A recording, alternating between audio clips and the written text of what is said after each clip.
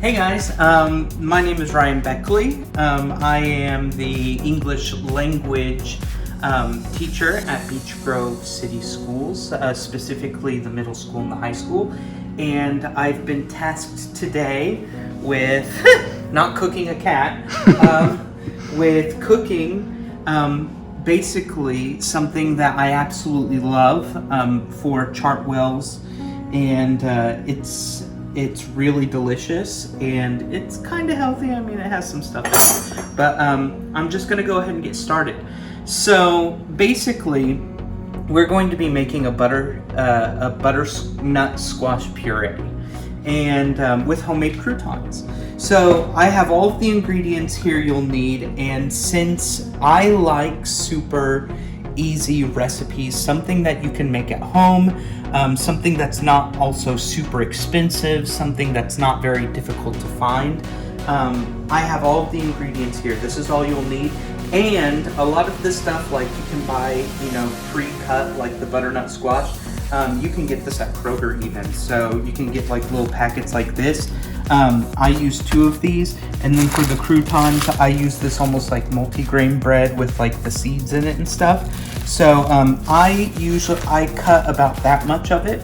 So the recipe, since I don't really measure out a whole bunch of stuff, but for the purpose of this video, I'm gonna kind of give you some quantities that will be important.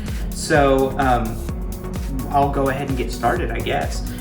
So to start with the puree, I've got basically butternut squash, right? This looks like it would be from like a whole squash, maybe a large one or 2. Now remember, anything that I'm making here, it's going to seem like a lot because I cook for 2 and then we'll usually eat it for dinner and then we'll have it for lunch the next day.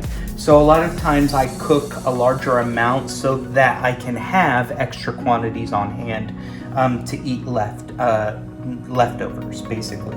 But you can cut this recipe in half if you just want to make it for yourself or just a couple people to have one night. It's super simple. So I have 2 of these packages of butternut squash. I've got 2 shallots, and you don't have to cut them up super fine because we're just going to puree them anyway. I've got several cloves of garlic in here. I mean, that seems like a lot, but I love garlic. You can kind of adjust it to your taste. This is what, in case you haven't seen a shallot, this is what it looks like. They're a little bit pricier, so if you want to use like red onions instead, you can certainly use that. I use a chicken broth bouillon cube, which is, I use this brand because I really like this a lot. This is my favorite brand to use. So I use one of those. Believe it or not, the secret ingredient I use from the Laughing Cow, I use about 3 of these. So I'll take 3 of these out towards the end and I'll use those at the end. I use a whole thing of heavy whipping cream. This is 1 pint. If you want to cut this recipe in half, then you would use 8 ounces of it. I use I have a canola oil and virgin olive oil blend, but you can use olive oil, you can use butter, you can use any kind of oil you want, vegetable oil, whatever. This is just the kind that I prefer. And then some white wine vinegar that we will need as well. So those are the ingredients. We're gonna go ahead and talk about some of the tools that I use. So obviously I just use a paring knife. Basically, I think this is a paring knife, I'm not sure. To cut up the shallots because they're small. I don't even cut up the garlic. Like I said, everything's gonna be pureed anyway. So the best thing is you don't need to cut up a whole bunch of stuff. If you buy a butternut squash and you have to cut that up and deseed it and do all that, it's gonna be a little bit of a pain in the butt. But I like to buy this pre-cut because I don't like to cut up butternut squash. So apart from that, I'm going to use my KitchenAid blender.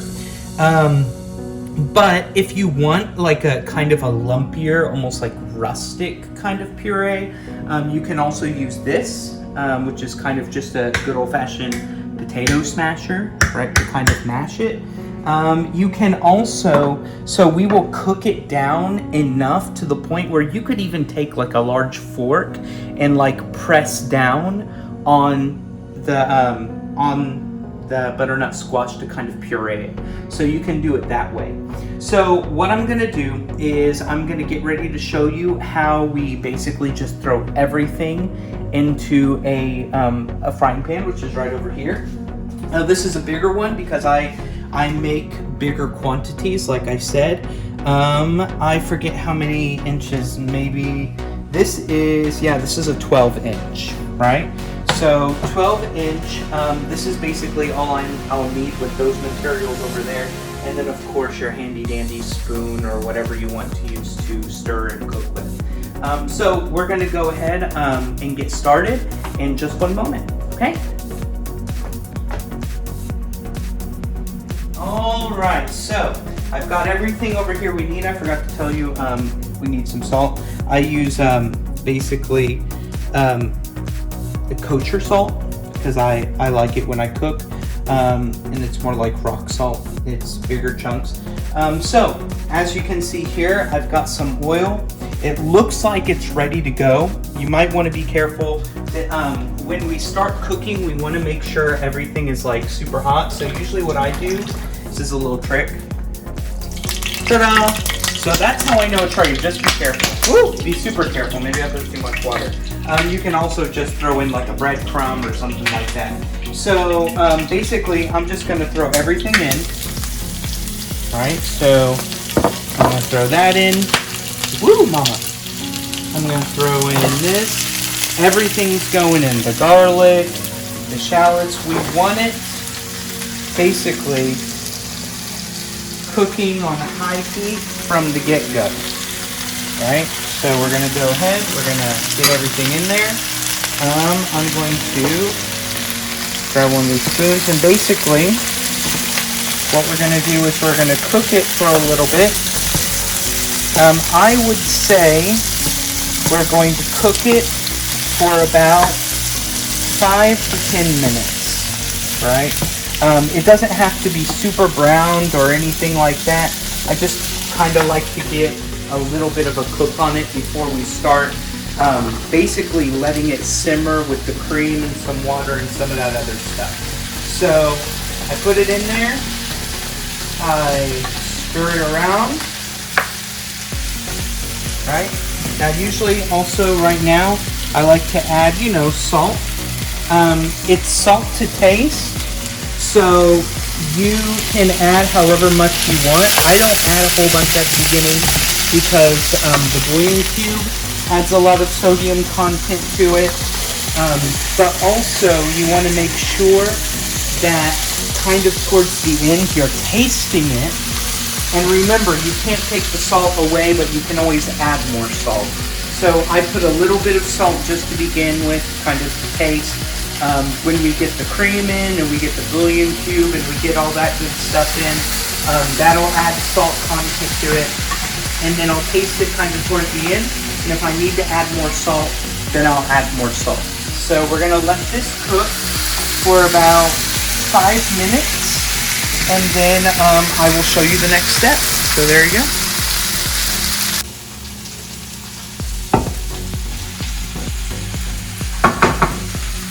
Okay. So basically I've let this cook down for about 5 minutes, like I said. Notice some of them are a little bit brown, so that's good. The shallots are getting a little bit translucent. They're getting a little color on them. At the beginning, so since this is on high heat, you want to make sure that you don't walk away from it, right? It does need to be on high heat to kind of sear it, get some color on it, cook it down just a tiny bit. So what we're going to do now is we're going to add the heavy whipping cream. Remember, this is 1 pint. If you're halving everything, remember 8 ounces would be fine. So I'm going to add the cream in there, right? I'm going to turn down the heat just a little bit to almost kind of a a medium high, a little bit high, but not max, right? So I'm gonna make sure that this is cooking. Perfect. So now what I'm gonna do, I'm gonna turn down the heat a little bit. I went from the high, which is about 10, down to a 6. We've got a nice simmer on this. I'm going to fill this bottle up. So it looks like we need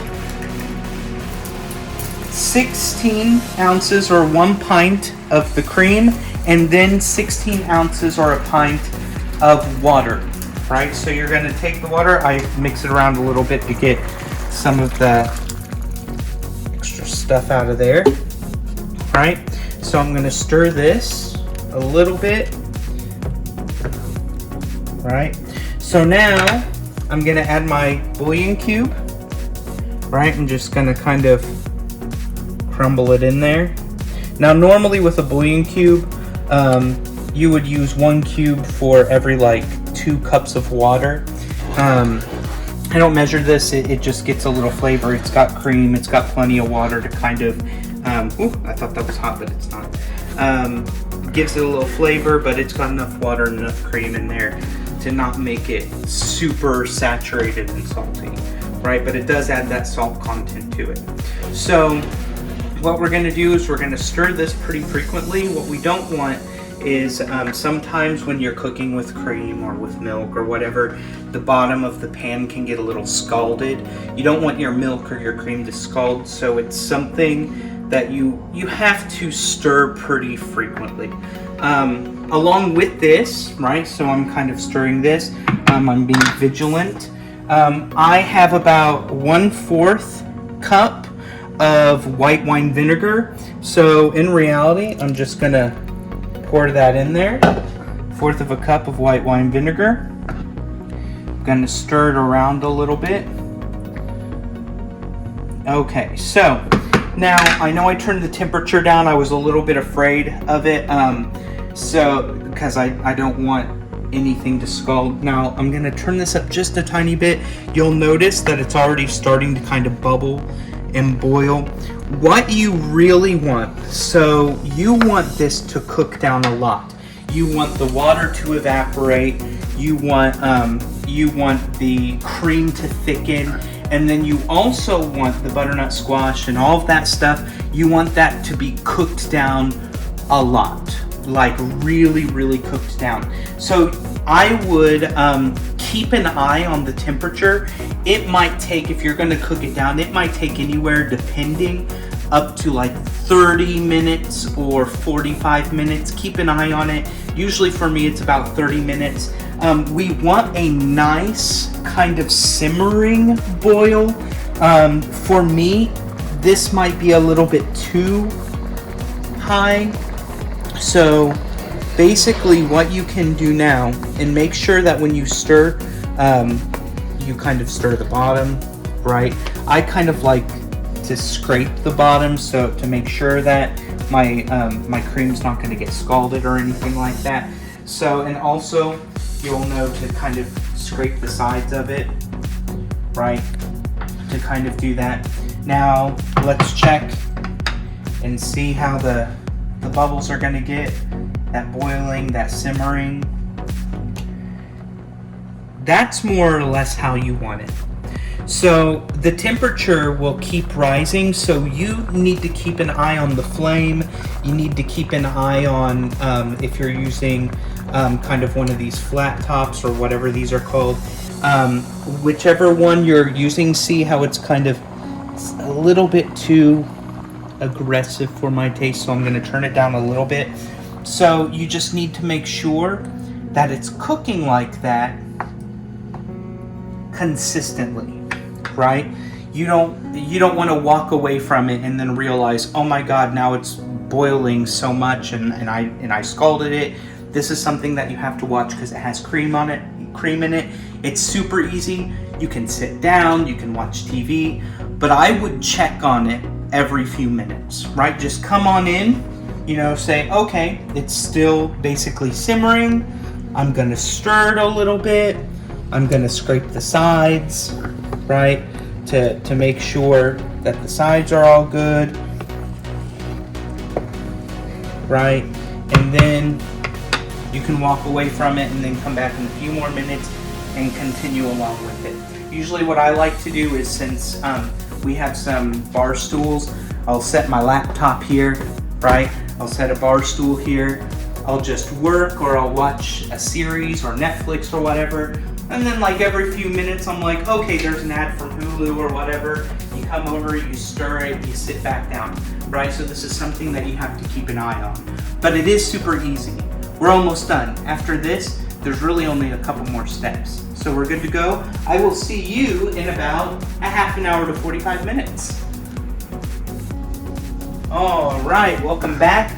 So believe it or not, it's actually taken about 25 minutes, right, to kind of simmer down. You can see that it's still simmering. I've been kind of managing this to get it a little bit hotter, to get a little cooler, right? So as you can see, look how thick that is, right? And how that's been broken down, right? And see how it just kind of, you can just tell the consistency of it. So as I've been stirring and like been scraping the sides and everything, I've actually, as they've kind of gotten softer, I've just gone through and chopped them up a little bit. That helps out when you get it to the blender. So like I said, you can always take, if you like a more rustic taste, this is basically good the way it is. I can add that that Laughing Cow cheese, and you can eat it like this, like almost like a chunky, like butternut squash, almost like soup or cream or something like that. But since I'm going to puree it, it's going to become really smooth. But see how that has cooked down, the color's changed and everything. I'm going to turn off the heat, right? You will need a spoon for this because, and you have to be very careful if you are taking the blender route, because I'm going to scoop it in very carefully to make sure that I do it the safest way possible. Always be careful, obviously. Sorry, I'm going to set that there. Always be careful when you are handling hot food, right? This is just kind of how I handle it.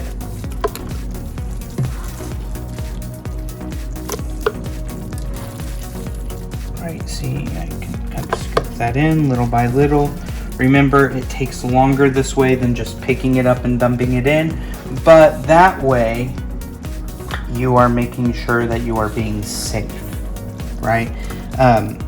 Now, believe it or not, you can let it cool down before you blend it. If you feel like you've had experience with some of it splashing, I want you to do what is ever the safest route for you, because if you do blend it, or if you're unfamiliar with a blender and you do it that way and you get splashed, I mean, you really have to be careful. You don't want to get a steaming glob of hot puree in your face, right? So that's just kind of how I've done it there. Scoop it in. Ta-da!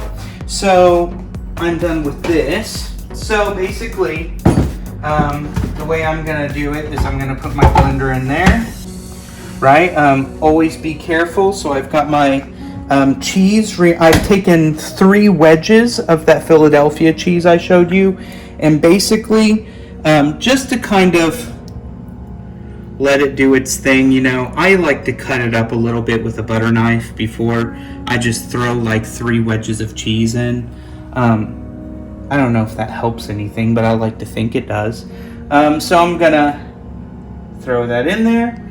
Gonna put that in there, wipe my hands on my apron. Okay, so as I'm gonna do this, for me, safety first, right? I make sure that this is on nice and tight. I make sure that this is really tight, you know, safety first. I always plug it in, right? So here we go. So when I turn on the power, right, I'm not going to start off at the highest speed. I do want it to liquefy, but whenever I blend things, I start at the slowest speed and then I work my way up, right? And that will also reduce some of that splash. If you want to be extra careful, if you feel like something's gonna splash or the lid's gonna come off, you can always take like an oven mitt. Look, you can tell I love cats too much, right? So you can always kind of hold it on top and start with that speed number 1. And you can see it'll start working, right? It'll kind of do its thing, and then you're like, okay, it's gotten going a little bit. You can see, or maybe not, the cheese has already kind of, it creates a vortex. It's already been sucked down. So I'm going to go to 2 to move on to that next level. Sorry, it's going to be. And right now, whoa, see? Make sure it stays on. There it is.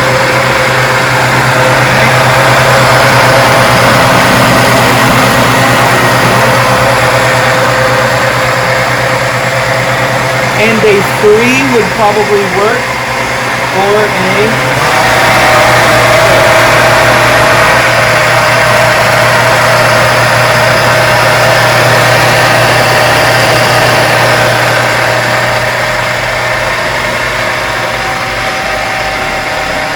and a 5.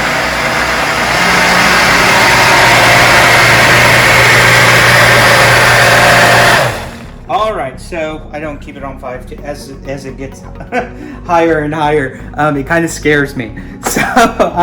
So that's all good. Remember, I cannot stress enough, if you're going to blend something, especially when it's hot, you need to be experienced. You need to know your blender. Like I said, you don't have to puree this. You know, I know the recipe is a puree, but you know, the rustic version, I mean, you're just going to end up eating it anyway. So a rustic version is really nice. Or just mash it to death with that masher. Only use a blender if you truly feel that, especially working with hot things, that you're comfortable with using it, right? Safety always first. So I'm going to pop this off, right? So you can see that steam. And of course, always unplug it before you start handling the blender again. So you can see I'm going to get, oh, where is it? I guess it's not here. My other thing. That's okay. Here, I've got something I can use. I'm going to use a silicone rice paddle, right? Just something that's like smooth, that's like silicone. Normally, I would use like a rubber spatula or something like that. So, the puree is done. So usually what I do is, and you're gonna see how creamy this is and you're gonna love it, right? So look how creamy that is. Nice. So super nice, super smooth, right? So usually what I do, we have some extra there. If I'm gonna serve it at a table of like 2 or 3 people, I will basically put it in a bowl like this, and then I will get like a small ladle and I'll just kind of set it in there, right? And it's perfectly fine. You got to be careful with it because it's hot. And then I give everyone their own bowl, and then I put the croutons in a separate bowl. And then people can just get their puree, put it in their bowl, get the croutons they want, put it in their puree. So now I'm going to teach you how to make the croutons, right? To accompany it. So this is a little hot, so I'm gonna get this and basically gonna move everything here to the side. I'm just gonna put that there for now. So I've gotten another pan. I don't need this anymore. I've gotten another pan. It's definitely smaller, right? And I've got my cut up bread. Now, I've sprinkled just some fine sea salt on it. It doesn't have to be super chunky, right? I've sprinkled just a little bit like this. Make sure it just gets a little bit of salt in there. You can do this. I like to use these. I cook a lot of Japanese food as well, so I like these that the Japanese people use to like do the breadcrumbs. But of course, you know, you can use a wooden spoon. You can use something like tongs are really nice. You just need something that you can kind of pick up the bread, oops, you'll see, and just kind of move it around, right? So you'll need maybe tongs for these. It's not gonna take too long. I'm gonna get the oil, but first I'm gonna show you how I cut the bread. Basically, what I do is I just slice here with my bread knife. I kind of slice it like that, and then I cut it like that, and then, right, so they're in quarters, right? And you might think, oh my God, those breadcrumbs are big, but you know, go big or go home, right? So I'm gonna go ahead, I'm gonna get some oil in here, I'm gonna heat it up, and then I will show you how I make my croutons. All right, so as we can see, it's starting to get a little hotter. I always want to be safe. I use the water trick, only use that if you put in the right amount or just like a sprinkle. But you can see the bubbles forming. You can also tell just by throwing that in there. Look, it's perfect. So basically, we're just gonna take these and dump them in. Now, I use probably about 4 tablespoons of oil. I don't really measure my oil. I always go by, you know, I make sure like that I just have enough. I would say anytime you cook, at least with this puree, anywhere when you're like doing the vegetables and things like that, anywhere from like 2 to 4 tablespoons is okay. It just needs to cover the bottom. Now notice, I just dumped the bread in there, right? And I'm just making sure that I'm stirring it, right? With my little chopsticky thingies. They're not called chopsticks. They're called something else. They have a Japanese name, but I forget what that is. So, notice some of them are getting nice and toasted, right? You might need to add a little more oil because bread obviously soaks it up pretty quickly, but it's okay if not every single piece of bread has like a ton of oil. You don't want that anyway, right? You just want to be able to get a nice toast on them with some oil, right? So I'm just stirring it like this. Like I said, you can definitely take tongs and kind of do this, throw them around. You don't have to be super careful with them, right? You can just pick them up, move them around. What you don't want to do is just let them sit. You have to constantly move them, turn them, right? Don't like squish them. Don't be like, okay, right? So you don't want to do that. You just want to be gentle with them, you know? Just hand them a little bit lightly, but vigorously.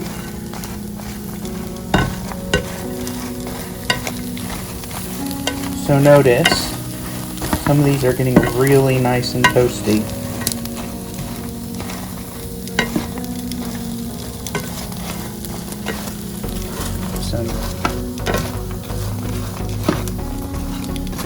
And you're just going to do this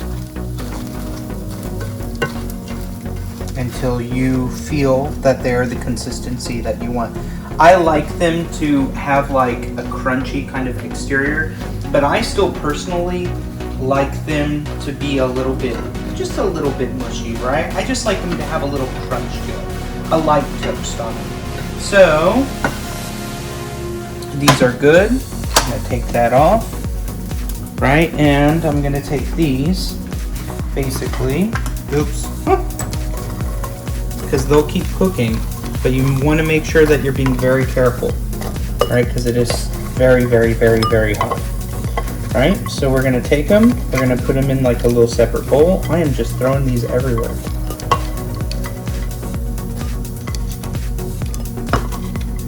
So you'll do that.